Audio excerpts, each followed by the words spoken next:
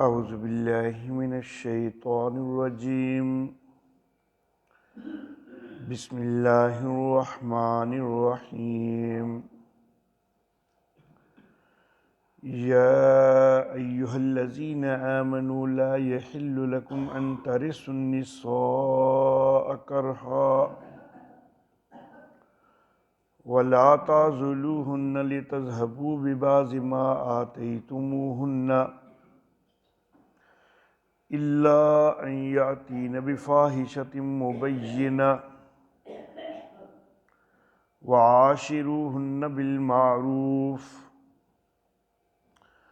فإن كرهتموهن فعسى أن تكرهوا شيئا ويجعل الله فيه خيرا كثيرا وإن أردتم استبدال زوج مكان زوج وآتيتم إحداهن قنطارا فلا تأخذوا منه شيئا أتأخذونه بهتانا وإثما مبينا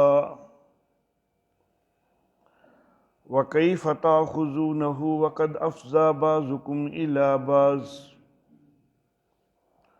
وأخذن منكم ميثاقا غليظا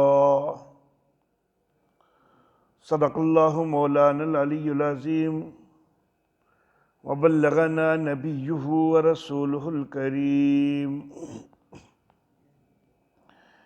اے ایمان والو، تمہارے لیے جائز نہیں ہے کہ عورتوں کو زبردستی میراث بنا بیٹھو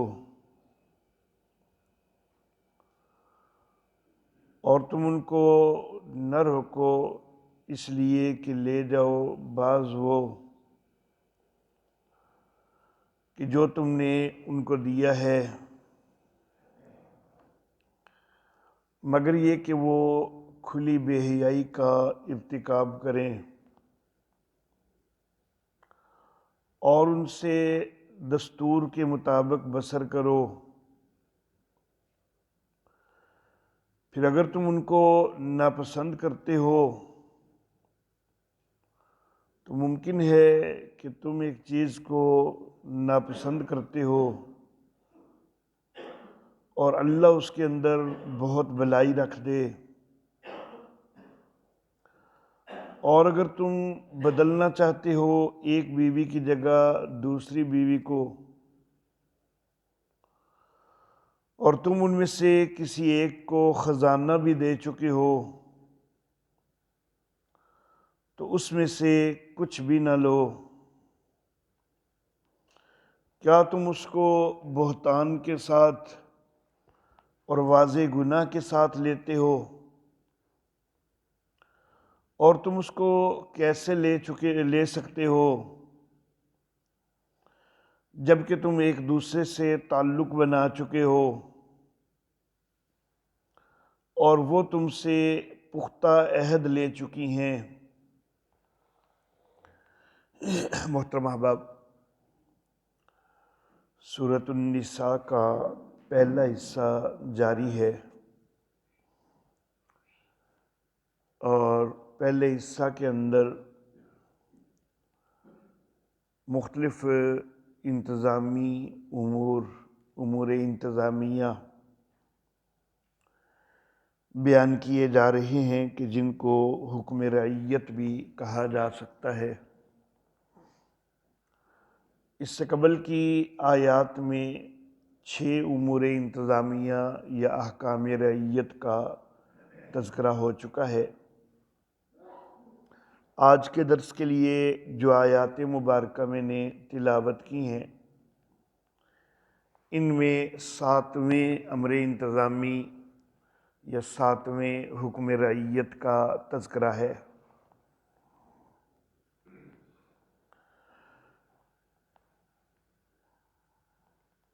اور اس تذکرہ سے پہلے ضمن میں ایک بات ہے۔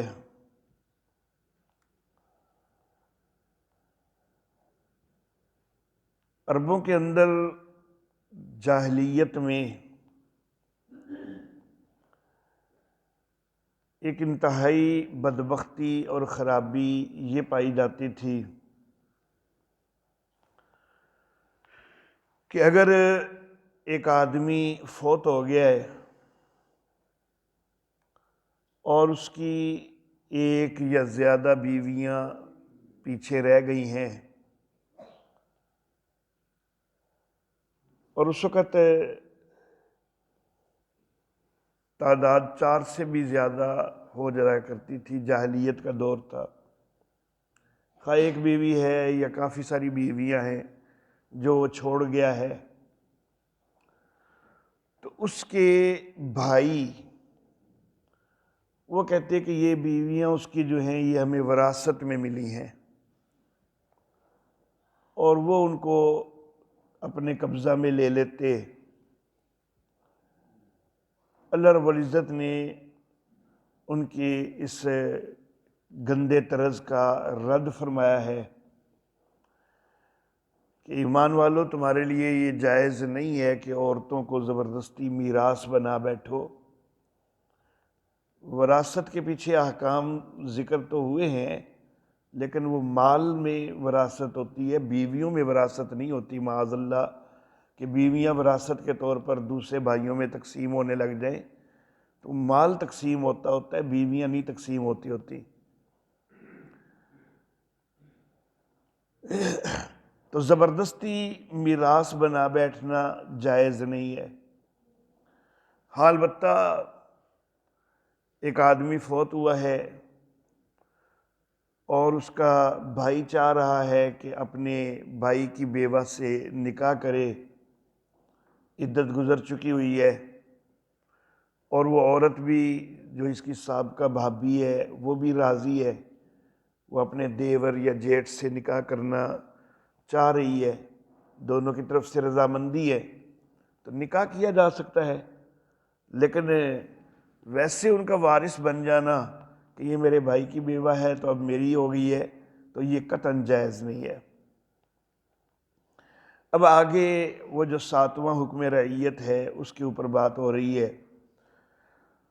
اللہ فرماتے ہیں کہ وَلَا تَعْضُلُوهُنَّ لِتَذْهَبُوا بِبَعْضِ مَا آتَيْتُمُوهُنَّ، بیویوں کو اس خاطر نہ روکو کہ جو تم نے ان کو دیا ہے اس میں سے کچھ واپس لے سکو۔ دیکھیں، ایک آدمی ہے اور اس کا اپنی بیوی سے نباہ نہیں ہو رہا، دونوں ایک دوسرے سے تنگ ہیں، دونوں ہی علیحدگی چاہ رہے ہیں، لیکن مرد کو جبکہ وہ جانتا بھی ہے کہ ہمارا نباہ نہیں ہو رہا اور وہ علیحدگی کرنا بھی چاہ رہا ہے، لیکن اس کے باوجود وہ اس چیز کو لٹکائے جا رہا ہے، علیحدگی نہیں کر رہا، طلاق نہیں دے رہا۔ مقصد اس کا گھر بسانا نہیں ہے۔ اگر تو مقصد اس کا ہو نا کہ چلو گھر بسانا ہے، میں نے کسی بھی طرح ہو جائے، پھر تو ٹھیک، لیکن اس کو پتہ ہے کہ میں نے گھر بسانا کوئی نہیں، علیحدگی کرنی ہی کرنی ہے، لیکن وہ اس لیے اس کو لٹکائے جا رہا ہے کہ میں طلاق دوں گا تو اس کے بدلے مجھے کچھ حاصل نہیں ہوگا، میں اس کو اتنا مجبور کر دوں کہ یہ خود ہی عدالت میں جا کے دروازہ کھٹکھٹائے اور خلا حاصل کرے، تو خلا حاصل کرے گی تو مجھے عوض دے گی، تو مجھے کچھ نہ کچھ حاصل ہوگا، یا ابھی تک میں نے اس کا حق مہر نہیں دیا ہوا تو وہ کم از کم معاف کرے گی مجھے خلا کے عوض، تو اس لیے مجھے حق مہر نہیں دینا پڑے گا، تو اس لیے وہ لٹکاتا جا رہا ہے۔ اللہ کہتے ہیں کہ یہ غلط رویہ ہے، یہ نہ کرو۔ جب تمہیں پتہ ہے کہ تم نے ان کو کوئی نہیں رکھنا، تمہارا نباہ نہیں ہو رہا، تو صرف ان سے کچھ حاصل کرنے کے لیے ان کو روکے رکھنا اور ان کو تنگ کرنا تاکہ وہ عدالت پر جانے پر مجبور ہو جائیں، خلا حاصل کرنے پر مجبور ہو جائیں، اللہ فرماتے ہیں کہ اس کے مقصد کے لیے ان کو نہ روکا کرو۔ اللہ اللہ۔ تو وَلَا تَعْضُلُوهُنَّ، اور نہ روکو ان کو، لِتَذْهَبُوا بِبَعْضِ مَا آتَيْتُمُوهُنَّ، اس لیے کہ تم ان سے حاصل کرو بعض وہ کہ جو تم ان کو دے چکے۔ بعض اوقات ایک اور صورت بھی ہو جاتی ہے، ایک آدمی فوت ہو گیا ہوا ہے اور اس کی بیوہ موجود ہے، تو اس بیوہ خاتون کو عدت کے بعد اجازت ہونی چاہیے، کہیں اور وہ نکاح کرنا چاہے تو کر سکتی ہے، لیکن خاوند کے جو رشتہ دار، اس کے بھائی وغیرہ ہیں، تو وہ اس کو روک رہے ہیں۔ مقصد ان کا تنگ کرنا ہے کہ ہم سے خلاصی حاصل کرنے کے لیے کچھ دے دلا کے ہم سے خلاصی حاصل کرے گی، تو ایسا قطعاً جائز نہیں ہے۔ تو ان کو نہ روکو، اس لیے کہ بعض جو تم اس کو دے چکے وہ واپس لو۔ إِلَّا أَن يَأْتِينَ بِفَاحِشَةٍ مُبَيِّنَةٍ، ہاں البتہ اگر وہ کھلی بے حیائی کا ارتکاب کر رہی ہیں تو پھر اس وجہ سے وہ علیحدگی چاہ رہی ہیں، مثال کے طور پر بیویاں تمہاری ہیں لیکن تعلق ان کا اوروں سے ہے، اور وہ تم سے علیحدگی حاصل کر کے کسی اور سے جو ہے وہ نکاح کرنا چاہ رہی ہے، تو اس لیے وہ خلا لیتی ہیں۔ اس کے اوپر تم عوض لینا چاہتے ہو تو لے سکتے ہو، وہ خلا لے رہی ہیں، تم عوض لے لو اس کا۔ تو وہ بے حیائی کا ارتکاب کرنے پر آ جائیں، اور بے حیائی سے مراد ضرور زنا ہی نہیں ہے، یہاں پر کوئی بھی انتہائی گندی خصلت، تو اس کو بے حیائی کہا جا سکتا ہے۔ تمہاری انتہا درجے کی نافرمان ہو، تمہارے سے انتہائی گستاخانہ انداز ہو، ان کا سخت اور تلخ رویہ ہو، ایسی کوئی صورت ہو کہ وہ کھلی بے حیائی کا ارتکاب کر رہی ہیں، تو پھر اگر وہ خلا حاصل کرتی ہیں اور تم اس کا عوض لیتے ہو تو اس میں کوئی حرج نہیں ہے۔ وَعَاشِرُوهُنَّ بِالْمَعْرُوفِ، اور ان سے دستور کے مطابق بسر کرو، یعنی بیویوں کے ساتھ اچھا سلوک رکھو، حسن سلوک کے ساتھ پیش آؤ، ان کے حقوق ان کو ادا کرو۔ میاں بیوی کا جو رشتہ ہے یہ اس کی بنیاد ہی محبت کے اوپر قائم ہوتی ہے، اور ایک دوسرے کے اوپر اعتماد پر اس کی بنیاد ہوتی ہے، تو ایک دوسرے کو اعتماد اور محبت ضرور دینی چاہیے۔ اللہ رب العزت خاندانی نظام کو مضبوط دیکھنا چاہتے ہیں، اور اللہ رب العزت قرآن حکیم کے اندر اس کے لیے کئی اقدامات تجویز کرتے ہیں کہ خاندانی نظام جو ہے وہ مضبوط ہو، رشتے ختم نہ ہوں، طلاقوں پر نوبت نہ آئے۔ دوسری طرف شیطان جو ہے وہ طلاق پر بڑا خوش ہوتا ہے۔ وہ حدیث مبارکہ میں آتا ہے نا کہ وہ سمندر پہ اپنا تخت لگاتا ہے اور اس کے چیلے چانٹے آ کر اس کو رپورٹیں پیش کرتے ہیں، وہ سب کی رپورٹیں سنتا جاتا ہے اور کہتا جاتا ہے کہ ہاں چلو ٹھیک ہے کچھ کیا ہے لیکن مزید محنت کر، کوئی خاص کام نہیں کیا تو نے۔ لیکن ایک آتا ہے اس کا چیلا کوئی، اللہ اللہ، اور وہ آ کے اس کو یہ بتلاتا ہے کہ آج میں ایک میاں بیوی کے درمیان طلاق کروا آیا ہوں، جدائی کروا آیا ہوں۔ تو حدیث میں آتا ہے کہ وہ شیطان تخت سے اتر کر اس کو گلے لگاتا ہے اور کہتا ہے کہ ہاں تم نے بہت بہترین کام کیا، اس کو شاباش دیتا ہے۔ وہ دوسروں سے بھی کہتا ہے کہ دیکھو نا انہیں کام کیتا ہے نا کوئی، تو اسے بھی اندے کریا کرو، چھوٹیاں موٹیاں شیطانیاں کر کے آ جاندے ہو، یہ دیکھو اس نے کام کیا ہے آج۔ تو بڑا خوش ہوتا ہے شیطان جس وقت طلاق پہ نوبت پہنچتی ہے۔ اللہ اللہ، اور میں انتہائی معذرت کے ساتھ عرض کرنا چاہوں گا کہ شریعت یہ کہتی ہے کہ اگر ایک میاں بیوی کے درمیان کوئی اختلاف بن رہا ہے نا تو اس کے عزیز و اقارب کو ان کے درمیان صلح کے لیے کوشش کرنی چاہیے۔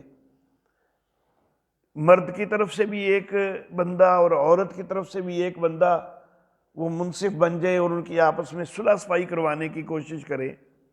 شریعت یہ ترغیب دیتی ہے. لیکن ہمارا طرز اور خاص طور پر ہماری خواتین کا طرز وہ کیا ہوتا ہے کہ دیکھا کہ ان کی آپس میں نہیں بن رہی تو اور ان کو جو ہے نا وہ چڑھاتے ہیں.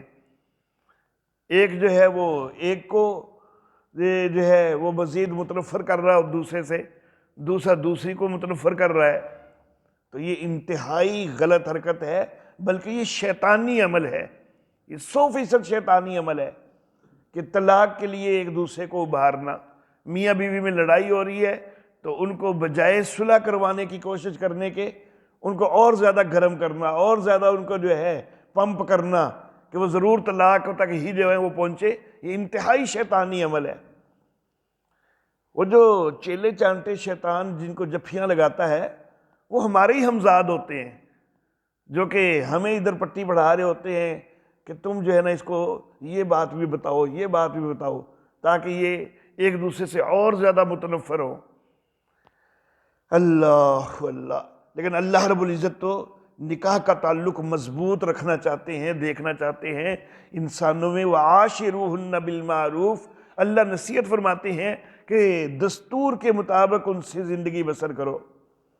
رحمت کائنات صلی اللہ علیہ وآلہ وسلم کا ارشاد بڑا اس حوالہ سے قابل غور ہے. میرے آقا نے فرمایا کہ عورتوں کے حوالہ سے میری وصیت کو قبول کرو.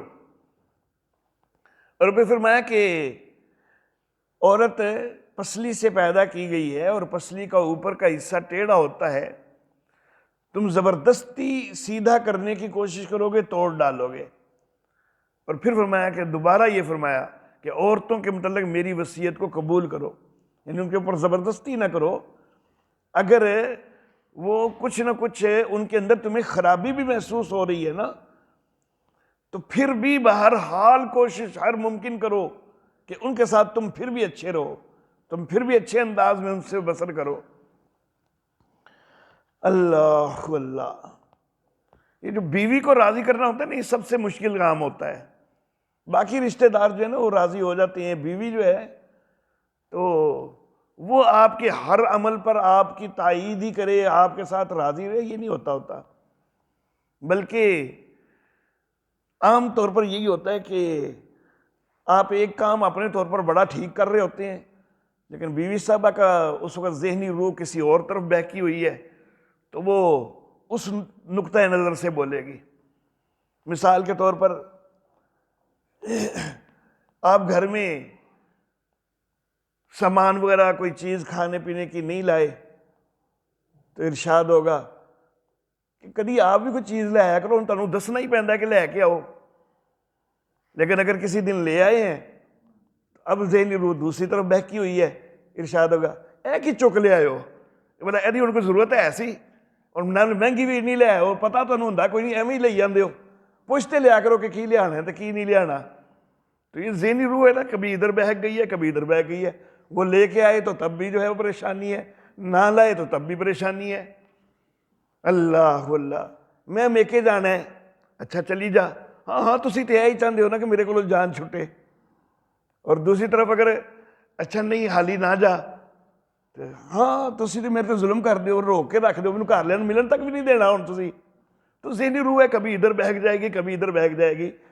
تو اللہ کے نبی نے فرمایا کہ پھر بھی بہرحال ان کے ساتھ اچھے انداز میں رہو، میری وصیت کو قبول کرو. ٹیڑھ جو ہے اس کو زبردستی سیدھا کرنے کی کوشش نہ کرو. ان کا مزاج ہے تو وہ اپنا مزاج جو ہے اس کے مطابق وہ چلیں گی. اللہ اللہ. اور اگر انسان تھوڑا سا اپنے سوچ کے زاویے کو بدلے نا تو پھر گھر کے حالات بڑے بہتر ہو سکتے ہوتے ہیں. عورت کو بنایا کس لیے گیا ہے؟ مرد کی تسکین کے لیے. تو جب اس کو مرد کی تسکین کے لیے بنایا گیا ہے تو اس کو کچھ نہ کچھ لاڈ اٹھوانے کا بھی تو حق ہے نا. وہ اگر ادھر ادھر کی جو ہے وہ آپ کے اوپر کرتی ہے تو یہ اس کا حق ہے، آپ اس کو جو ہے نا وہ دو اس کے لاڈ. اللہ اللہ. تو میرے محترم احباب اللہ فرماتے ہیں فَإِن كَرِهْتُمُوهُنَّ، اگر تم عورتوں کو بیویوں کو ناپسند بھی کرتے ہو، فَعَسَىٰ أَن تَكْرَهُوا شَيْئًا، تو ممکن ہے کہ تم ایک چیز کو ناپسند کر رہے ہو، وَيَجْعَلَ اللَّهُ فِيهِ خَيْرًا كَثِيرًا، اور اللہ نے اسی چیز میں تمہارے لیے بہت بھلائی رکھ دی ہو، تم اس کو ناپسند کر رہے ہو لیکن اسی کی وجہ سے تمہیں کئی فوائد حاصل ہو جائیں، بہت خیر حاصل ہو جائے۔ اللہ اللہ، جب طلاق دے بیٹھتے ہیں نا تو پھر پتہ چلتا ہے کہ کیا نوبت آتی ہے، جب کھانے پکانے والی بھی کوئی نہیں ہوتی ہے، کپڑے پریس کر کے دینے والی، دھو کے دینے والی بھی کوئی نہیں ہوتی ہے، جب چند دن بچوں کو بھی سنبھالنا پڑتا ہے نا پھر پتہ چلتا ہے۔ تو پہلے تو جو جذبات میں آئے ہوتے ہیں نا طلاق دے دیتے ہیں، حالانکہ اس سے تمہیں خیر کثیر حاصل ہو رہی ہوتی ہے، بڑا کچھ حاصل ہو رہا ہوتا ہے، بڑی بھلائی حاصل ہو رہی ہوتی ہے، تمہارے کئی سارے کام، تمہارے گھر کا نظام وہ اس کی وجہ سے چلتا جا رہا ہوتا ہے، لیکن تم اس وقت جس وقت غصے میں آتے ہو سوچتے ہی نہیں، سمجھتے ہی نہیں، اور سیدھا طلاق پہ نوبت۔ اللہ اللہ، اگر شریعت کا لحاظ کر کے ہم اپنے معاملات چلائیں نا تو طلاق کی شرح انتہائی کم ہو سکتی ہے۔ ہمارے معاشرے کے اندر طلاق کی شرح بہت زیادہ ہے، جبکہ شریعت کے قوانین کا اگر ہم لحاظ کریں، اور اگر پتہ نہیں تو کم از کم اتنا ضرور کر لیا کریں کہ کوئی بھی اقدام کرنا ہے تو اس سے پہلے کسی بڑے جید عالم سے مشورہ ضرور کر لیا کریں کہ میں یہ کرنا چاہتا ہوں تو مجھے اس کا شرعی طریقہ ہی بتا دیں کہ کیسے کرنا ہے۔ یہ مسئلہ پوچھنے کے لیے آتے ہیں اور اس وقت آتے ہیں کہ جب سب کچھ بگاڑ چکے ہوتے ہیں، تین طلاقیں دے چکے ہوتے ہیں، تو پھر آ کے تو مسئلہ پوچھنے آ جاتے ہیں۔ پھر وہ حضرت عبداللہ ابن عباس نے کہا تھا نا کہ حماقت کے گھوڑے کے اوپر سوار ہو کے اکٹھی 3 طلاقیں دے کے آ جاتے ہو، پھر کہتے ہو ابن عباس ابن عباس، اور ابن عباس یہاں پر کیا کرے؟ تو یہ پھر مولویوں کے پاس اس وقت آتے ہیں کہ جب پہلے پوری حماقت کر بیٹھتے ہوتے ہیں۔ شریعت طلاق کا جو طریقہ بتلاتی ہے، اگر طلاق دینا، اول تو کوشش یہی ہونی چاہیے کہ طلاق پر نوبت ہی نہ آئے۔ ان ابغض الحلال عند اللہ الطلاق، حلال چیزوں میں اللہ کے نزدیک سب سے بری وہ طلاق ہے۔ ہر حلال چیز ضروری نہیں کہ اچھی ہو، یہ ایک مجبوری کے طور پر جو ہے اس کی حلت ہے، لیکن یہ کوئی اچھی چیز نہیں ہے، بری چیز ہے۔ اللہ کے نزدیک حلال چیزوں میں سے سب سے بری ہے، تو کوشش تو یہی ہونی چاہیے کہ طلاق تک نوبت ہی نہ آئے۔ لیکن اگر طلاق ضرور دینی ہی دینی ہے نا تو پھر بھی تھوڑا سا شریعت کے احکام کو مد نظر رکھ لینا چاہیے۔ طلاق کا سنت طریقہ، سنت سے یہ مراد نہیں کہ نبی اکرم صلی اللہ علیہ وسلم نے اس طریقے سے طلاق دی ہے، نہیں، نبی اکرم صلی اللہ علیہ وسلم نے کوئی طلاق نہیں دی۔ سنت سے مراد یہ کہ نبی اکرم صلی اللہ علیہ وسلم نے جو ہدایات دی ہیں کہ اگر ضرور طلاق دینی ہو تو یوں دیا کرو، تو ان میں سب سے پہلی اور انتہائی اہم یہ ہے کہ جس وقت بیوی حیض کے دوران ہے طلاق نہیں دینی۔ اور دوسری چیز، طہر کے دوران بھی ہے نا، لیکن طہر ایسا ہے کہ جس میں تم ازدواجی تعلق پہلے قائم کر چکے ہوئے ہو، تو ایسے طہر میں بھی طلاق نہیں دینی۔ اب ایک آدمی کو غصہ آیا ہے، بیوی کو طلاق دینے لگا ہے، لیکن تھوڑا سا اتنا سا خیال کر لے کہ طلاق میں نے دینی تو چلو ہے ہی، تو میں شریعت کے مطابق ابھی تو حیض کے دوران ہے، ابھی نہیں طلاق دیتا، بعد میں دے دوں گا، حیض سے پاک ہو جائے، یا ابھی تو ایسے طہر میں ہے جب میں ازدواجی تعلق قائم کر چکا ہوں تو میں اگلے طہر میں جا کے دے دوں گا۔ اگر وہ اس وقت رک جاتا ہے نا تو اگلا طہر آنے تک یا حیض ختم ہونے تک وہ غصہ بھی ختم ہو چکا ہوگا، تو طلاق کی تناسب جو ہے وہ کتنا کم ہو جائے گا، طلاق کی شرح کتنی کم ہو جائے گی۔ اللہ اللہ۔ اور جس وقت حیض کی حالت ہے تو ازدواجی تعلق منع ہے، تو گویا کہ حیض کے دنوں میں مرد نے وہ اس سے مقاربت نہیں کی ہے، جبکہ مرد کی خواہش تو ہے، مرد چاہ رہا ہے، لیکن چونکہ وہ حیض میں نہیں کر سکتا۔ تو کچھ دن گزر گئے ہیں، جب جتنے دن گزرتے ہیں تو خواہش جو ہے اس کے اندر اضافہ ہو چکا ہے، اور اس وقت کہ جس وقت اس کا حیض ختم ہوا ہے تو اب اجازت ہے کہ اب طلاق دے دو، لیکن چونکہ پہلے بھی کچھ دنوں سے ایک علیحدگی ہے اور اس کی خواہش ہے، تو اب تو وہ خواہش کو اپنے جو ہے وہ تسکین کی طرف مائل ہوگا، بجائے اس کے کیا وہ طلاق دینے کی طرف جائے، وہ اپنی خواہش کی تسکین کی طرف زیادہ جائے گا۔ اور ویسے بھی اللہ رب العزت فطری طور پر جس وقت عورت حیض کے غسل سے فارغ ہو جاتی ہے تو اس کے اندر ایک ایسی اٹریکشن، ایک ایسی کشش پیدا کرتے ہیں کہ اس وقت طبیعت اس کی طرف مائل ہوتی ہے، بجائے اس کے کہ اس کو طلاق دے۔ تو گویا کہ طلاق کے لیے جو شریعت نے وقت رکھا ہے وہ بڑا محدود رکھا ہے کہ حیض سے پاک ہوئی ہے اور تم نے ابھی ازدواجی تعلق قائم نہیں کیا، وہ خواہ چند گھنٹے ہو یا 1-2 دن ہو، 4-5 دن ہو، جتنے دن تم نے حیض کے بعد تعلق قائم نہیں کیا اس دوران تم طلاق دے سکتے ہو، لیکن جب تعلق قائم کر لیا تو پھر آگے اب یہ والا طہر بھی پورا جانے دو، اگلا حیض آئے وہ بھی پورا جانے دو، پھر جا کے طلاق کا لیے تمہیں وقت حاصل ہوگا، اس وقت جا کے طلاق دینا۔ اب ظاہر بات ہے کہ یہ پورے مہینے کے اندر بڑا محدود وقت رہ گیا نا طلاق دینے کے لیے۔ پھر شریعت یہ بھی کہتی ہے کہ طلاق ضرور دینی ہی ہے نا، اگر تو نے تو بس ایک طلاق دے دو۔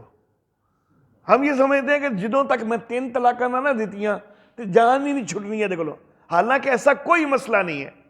ایک طلاق کے ساتھ بھی آپ کا تعلق 100% منقطع ہو جاتا ہے، ایک طلاق کے بعد بھی، لیکن ہوتا تھوڑا سا لیٹ ہے، عدت گزرنے کے بعد منقطع ہوتا ہے، لیکن ہو جاتا ہے۔ وہ آپ کی بالکل قطعاً کوئی بیوی نہیں رہتی، اور ایک طلاق کے بعد بھی جب عدت گزر چکی ہے وہ کہیں اور نکاح کرنا چاہتی ہے، کر سکتی ہے، آپ بھی آزاد ہیں وہ بھی آزاد ہے۔ لیکن ہمارے ذہنوں میں یہی پکا ہوتا ہے کہ 3 ہی دینی ہے جی، 3 ہی دینی ہے، 3 کے بغیر جو ہے وہ علیحدگی کوئی نہیں ہوگی، حالانکہ ایک سے علیحدگی ہو جاتی ہے۔ اللہ اللہ، ہم نے طلاق کا جس وقت معاملہ ہوتا ہے مولوی کے پاس نہیں جانا ہوتا، ہم نے جا کے سٹامپ فروش کے پاس جانا ہوتا ہے کہ لکھو بھائی لکھو، ہونے ہی لکھو۔ اور سٹامپ فروش جو ہیں تو وہ بھی خیال نہیں کرتے ہیں کہ وہ تھوڑا سا احتیاط کر لیں اور ایک طلاق لکھ دیں، اس کو سمجھائیں کہ بھائی ایک سے بھی معاملہ چل جاتا ہے۔ وہ بھی سیدھے عادی ہوتے ہیں 3 لکھنے کے اکٹھے ہی، تو وہ اکٹھی 3 لکھ کے سائن کروا لیتے ہیں، تینوں اکٹھی ہو جاتی ہیں۔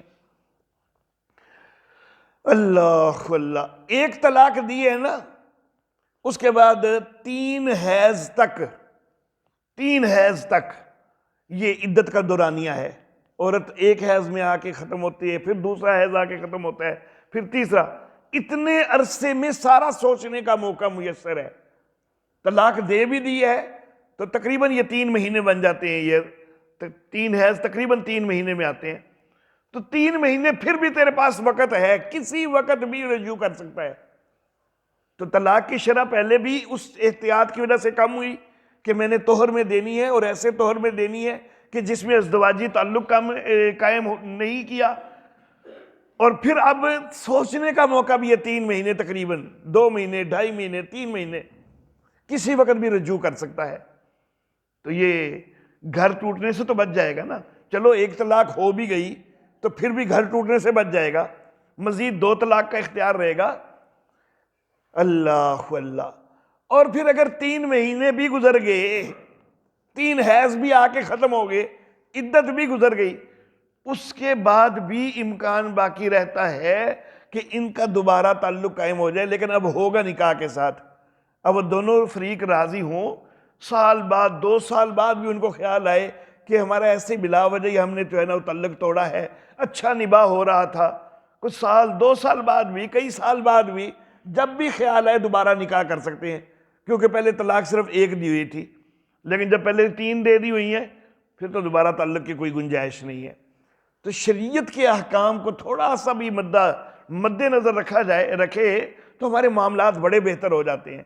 طلاق کا تناسب، طلاق کی شرح انتہائی کم ہو جاتی ہے، اور اس کے اندر بھی رجوع بھی بہت زیادہ ممکن ہو جاتا ہے۔ گھر ٹوٹنے سے بچ جاتے ہیں۔ اللہ اللہ۔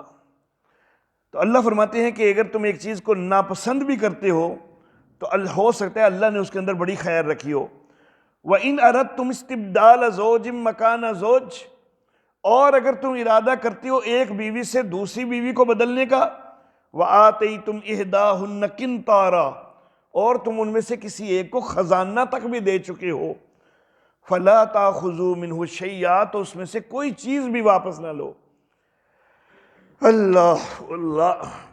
حق مہر کے طور پر، منہ دکھائی کے طور پر، یا ویسے گفٹ کے طور پر کچھ بھی دے چکے ہوئے ہو، کتنا بھی دے چکے ہوئے ہو، تو اس میں سے کچھ بھی واپس لینے کا اختیار نہیں ہے جب تم طلاق دے رہے ہو۔ اور سیدنا عمر فاروق رضی اللہ تعالی عنہ، انہوں نے اپنے دور میں حق مہر کی زیادہ سے زیادہ مقدار متعین کرنا چاہیے، کیونکہ بہت زیادہ حق مہر جو ہے وہ لکھے جانے لگے تھے۔ تو حضرت عمر فاروق نے چاہا کہ زیادہ سے زیادہ ایک مقدار متعین کر دوں کہ اس سے زیادہ حق مہر نہ ادا کیا جائے۔ تو جس وقت حضرت عمر فاروق رضی اللہ تعالی عنہ انہوں نے خطبہ جمعہ کے دوران اس چیز کا اظہار کیا، تو ایک خاتون کھڑی ہو گئی اور اسی آیت مبارکہ کا حوالہ دیا، کہنے لگی کہ اللہ تو کہہ رہے ہیں کہ تم اگر کسی کو خزانہ بھی دے چکے ہو تو واپس نہیں لے سکتے، تو عمر آپ 400 درہم مقرر کر رہے ہیں زیادہ سے زیادہ، تو 400 درہم کیا خزانہ ہوتا ہے؟ حضرت عمر فاروق نے کہا کہ میری توجہ نہیں رہی تھی اور اس نے مجھے صحیح جو ہے وہ راہ دکھا دی ہے۔ تو حضرت عمر فاروق نے فوراً اپنا فیصلہ واپس لے لیا، وہ جو تعین کرنا چاہ رہے تھے اس تعین کو فوراً واپس لے لیا کہ حق مہر کی کوئی زیادہ سے زیادہ مقدار نہیں ہے، جتنی بھی زیادہ جو ہے جتنا بھی زیادہ مقرر کرنا چاہو، لیکن ساتھ یہ خیال ہونا چاہیے کہ جتنا دیا بھی جا سکے، کیونکہ نبی اکرم صلی اللہ علیہ وسلم کا فرمان ہے کہ اگر اس نیت سے زیادہ حق مہر لکھوایا ہوا ہے کہ کیڑا کوئی کسی نے دینا دلانا ہے تو وہ زنا کر رہے ہیں۔ یہ دینا ہوتا ہے، یہ عورت کا موقد حق ہوتا ہے۔ تو اگر تم ان کو ایک خزانہ تک بھی دے چکے ہو، فَلَا تَأْخُذُوا مِنْهُ شَيْئًا، تو اس میں سے کچھ بھی واپس نہ لو۔ أَتَأْخُذُونَهُ بُهْتَانًا وَإِثْمًا مُبِينًا، کیا تم اس کو بہتان کے ساتھ اور بڑے گناہ کے ساتھ لیتے ہو؟ وَكَيْفَ تَأْخُذُونَهُ، تم اس کو لے کیسے سکتے ہو؟ وَقَدْ أَفْضَىٰ بَعْضُكُمْ إِلَىٰ بَعْضٍ، جبکہ ایک دوسرے سے تعلق قائم کر چکے ہوئے ہو، ازدواجی تعلق قائم ہو چکا ہے، ایک جنسی تعلق قائم ہو چکا ہے، تو اس کے بعد جو آپ نے حق مہر وغیرہ دیا ہے تو وہ واپس نہیں لے سکتے ہیں۔ وَأَخَذْنَ مِنْكُنَّ مِيثَاقًا غَلِيظًا، اور تمہاری بیویاں تم سے پختہ عہد لے چکی ہوئی ہیں۔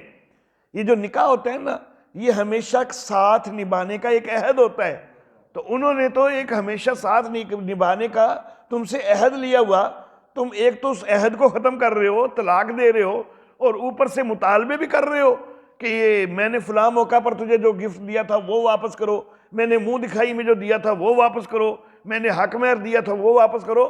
تو ایسا کچھ نہیں ہے۔ خلا کا معاملہ ہو، عورت جو ہے تو وہ جو ہے وہ اگر علیحدگی کے لیے عدالت کا دروازہ کھٹکھٹاتی ہے اور اس کی طرف سے نافرمانی ہے تو پھر تو عوض لے سکتے ہو، لیکن طلاق کا کوئی عوض نہیں ہے۔ وآخر دعوانا ان الحمد للہ رب العالمین۔